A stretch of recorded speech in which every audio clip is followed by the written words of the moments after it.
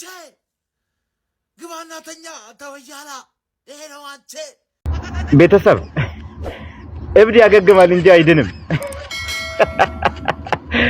ማጉ the best is back ይላል አባቴ ማጉ ተመልሷል ተለጠፍሽ ወሳኝ ሰዓት ላይ እኮ የተለጠፍሽው ትርፌ ተረጋጋሽ በረዳልሽ አንቺ ትርፌ ደጋ ለጠፍ በርነማውዝ ጌታሽ እኮ ነው በርነማውዝ እስቲ በርነማውዝን አሸንፈ የሰራው ቪዲዮ ስር ሜንሽን አድርገኝ አሳይ አባትሽ ነው ለጠፍ ፍን ማረጋሽ አባትሽ ነው ወሳኝ ሰዓት ላይ ነው ደግሞ ለጠፍ ደግሞ ይኸውልህ ዳኛ የምትሉት ነገር አለ ዳኛ የምትሉት ነገር አለ ስነ ስርዓት በአንድ ጨዋታ ሁለት ፔናልቲ ይስጠህ እንዴ በአንድ ጨዋታ ሁለት ፔናልቲ አንድ ፔናልቲ ሰጡ አንድ ኦን ጎል ሰጡ ከዛ ደግሞ ሌላ ፔናልቲ አረ ይደብራል ዋናው ማጉ መመለሱ ነው እኛ ሌላ ነገር አንፈልግም ዌልካም ማጉዬ ዌልካም የአርሰናል ደጋፊ በደንብ ኮፕሊንክ አድርጎ ቪዲዮውን ይመቻችሁ ለጠፍ ተስማማን እኮ ህር ብለተኛ የታባና ጠግን ትይዛለህ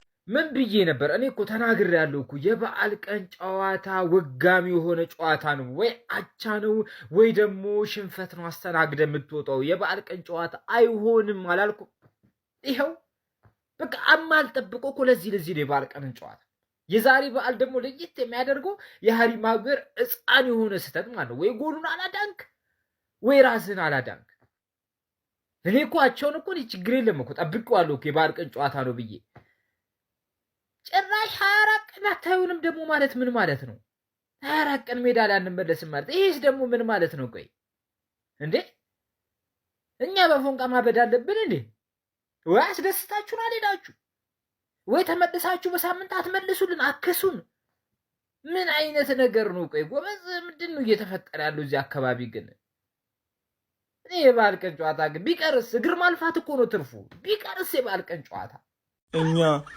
ሁለተኛ ወተን ሚዜ ላለመባል ነው እንጂ እኛ ማሸነፍ አቅቶን አይደለም ምን ደግሞ 3 ነጥብ በሞላ 3 ነጥብ ደግሞ ያው የሚያሳዝነኝ አሁን ለማሸነፍ 24 ቀን መጠበቄ ነው በቃ እንዲሁም ገና ካሁን ያሳዝነኝ ነበረ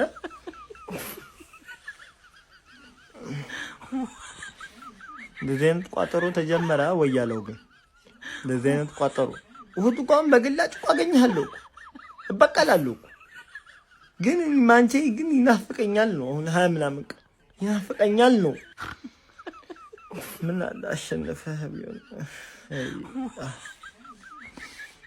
ምን አረጋይቻለሁ በቃ አሁን አንድ ዶሮ ታቅፋ እስክትፈለፍል ድረስ አንቀም በዚህ ውጤት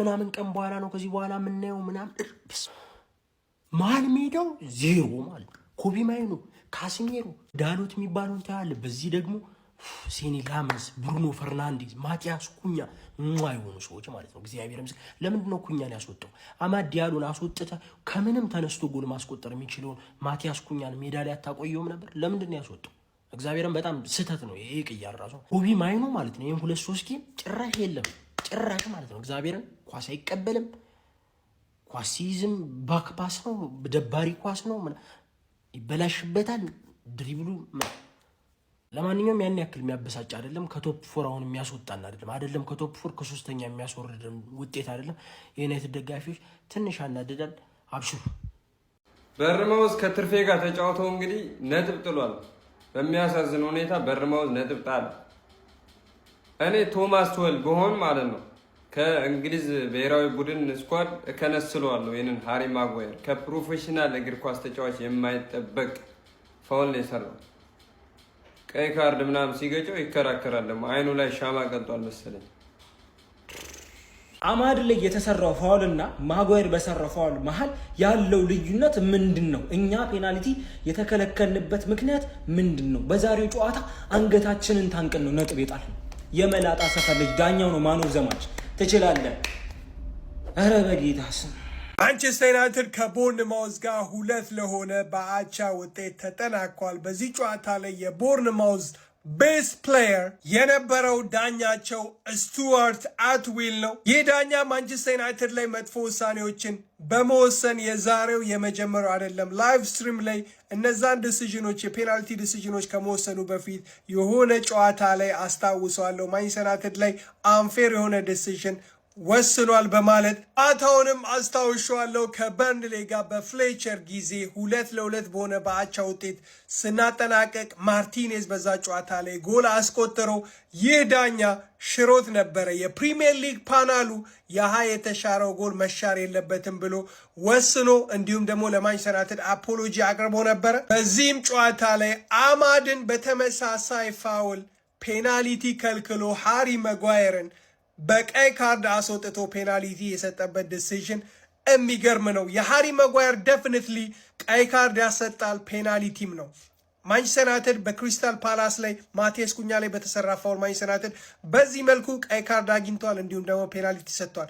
በሃሪ መጓየር ውሳኔ ቅሬታ የለኝም። ነገር ግን አማድ ዲያሎ ከኤቨንልሰን በባሰ ነው የተገፋው። እንዴት ለሱ ፔናልቲ እንዳልተሰጠው ግራን የገባኝ፣ ቪአርም እንዴት ኢንተርሰፕት እንዳላረገ ግራን የገባኝ። ከዳኛው ባለፈም በፈርስት ሃፍ ላይ እንደነበረም ብልጫ ጎሎችን አለማስቆጠራችን በዚህ ጨዋታ ላይ ዋጋ አስከፍሎናል። ፈርስት ሃፍ ላይ 11 ሾቶችን 4 ሾቶን ታርጌቶችን አድርገን አንድም ጎል አላስቆጠርንም። በተቃራኒው ከንድ ሃፍ ላይ 3 ሾቶችን ብቻ ነው ያደረግነው፣ እንዲሁም አንድ ኦን ታርጌት ብቻ ነው ያደረግነው። ከብሩኖ ፈርናንዴዝ ፔናልቲ ባለፈ ብዙም ወደ ጎል አልቀረብንም ነበረ። ኦፍኮርስ የብሩኖ ፈርናንዴዝ የኮርና ኳስ በኦን ጎል ተቆጥራ 2 ማስቆጠር ብንችልም መጀመሪያዎቹ ደቂቃዎች ላይ ክሊኒካል አለመሆናችን እንዲሁም ደግሞ የዳኛው ተረብልነት ተጨምሮ ዋጋ ከፍለንበታል። ነገር ግን መጥፎ ውጤት አይደለም። በጎዶሎ ተጫዋች ጨዋታ ባቻ ከመጨረሳችን በተሻለ ሊጎዳን የሚችለው የሃሪ መጓየር ቀይ ካርድ ነው። በሊድስ እንዲሁም ደግሞ በቼልሲ ጨዋታ ላይ የማይሰለፍ እንዲሁም ደግሞ ማርቲኔዝ ለዛ ጨዋታዎች የማይደርስ ከሆነ ማይክል ካሪግም ከዚህ ተጫዋች ጋር ያለው ጸብ ምንድን ነው? ዛሬም ብራያን ምቤሞን በማስጀመር ለቤንጃሚን ሴስኮ በ2026 ብዙ ጎሎችን ማስቆጠር የቻለ አጥቂን ዛሬም 20 ደቂቃ ብቻ ማጫወት I think it is not fair። ቋጠሯችን ሰርቷል። ሃሪ መጓየርን ወደ ቦታው መለስ ነው ይላል።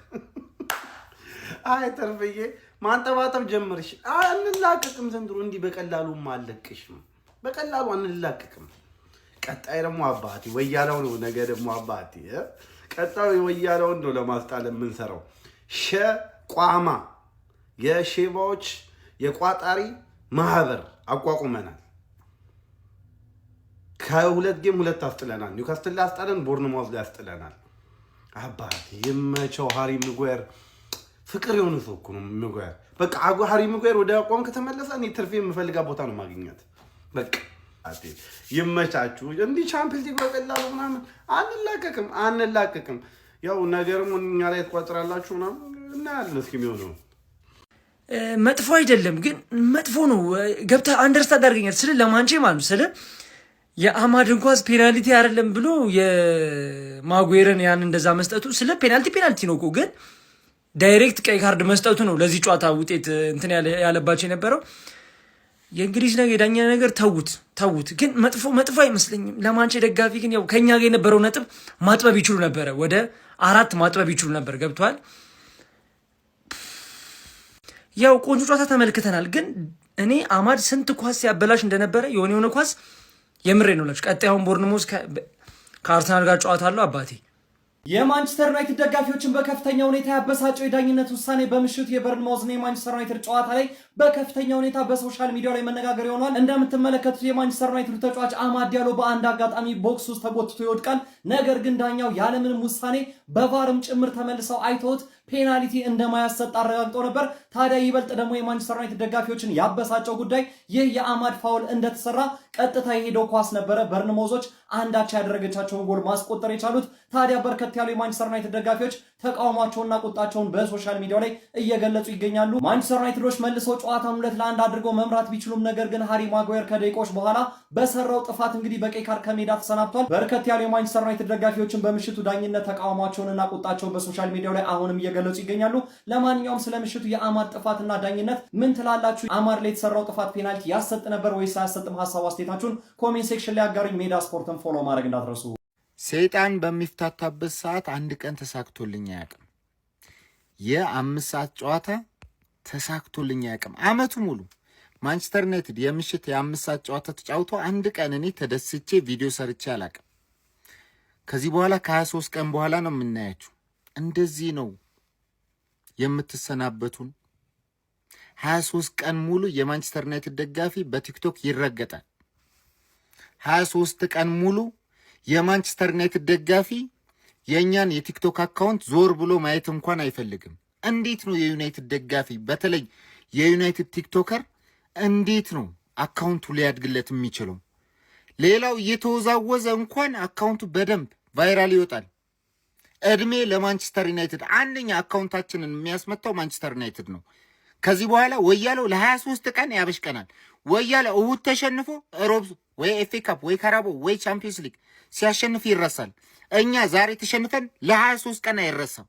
ወይ ዛሬ ነጥብ ጥለን ለ23 ቀን አይረሳም። የማንቸስተር ዩናይትድ ደጋፊም አካውንታችን ዞር ብሎ አያይም። ወያለውም 23 ቀን ይጨፈጭፈናል። አመቱ ሙሉ እንደዚህ ነው የዘለቅነው። አመቱ ሙሉ ማንቸስተር ዩናይትድ 5 ሰዓት ምሽት ሲጫወት አንድ ቀን ደስ ብሎኝ እየጨፈርኩኝ ቪዲዮ ሰርቼ አላውቅም። አንደኛ ኧረ በስመ አብ። ለማንኛውም እኔ ቪታሊቲ ስቴዲየም ላይ ቀን ነግራችኋለሁ፣ ብዙ አልጠበቅኩም።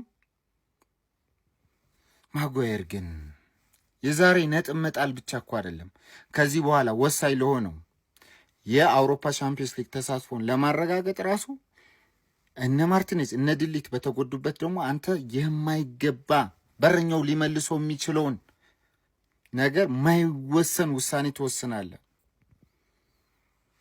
ቻው ለ23 ቀን። እኔ እኮ በጣም የሚያናደኝ ነገር ምን እንደሆነ ታውቃላችሁ?